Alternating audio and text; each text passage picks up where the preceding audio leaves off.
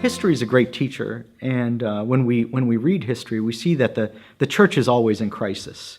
The church is always in turmoil. There are always these discordant voices outside the church, within the church as well, and it's never as peaceful as it seems in the textbooks.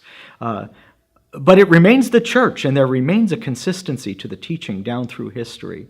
And we can always look back on the tradition and see how the tradition is looking at the inheritance, we can see how the authority within the church looks at what it's received from the time of the apostles, interpreted it again and again, and how it will apply it in the next generation, and how it's never been applied before.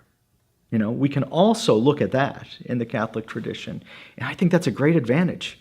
You know, we hold ourselves accountable not only to 5 guys who may be handpicked by the pastor, or almost handpicked by the pastor, you know, but we hold ourselves accountable to all the saints in history, in every generation. Chesterton called this the democracy of the dead. You know, we hold ourselves accountable to our ancestors. They gave us something in trust.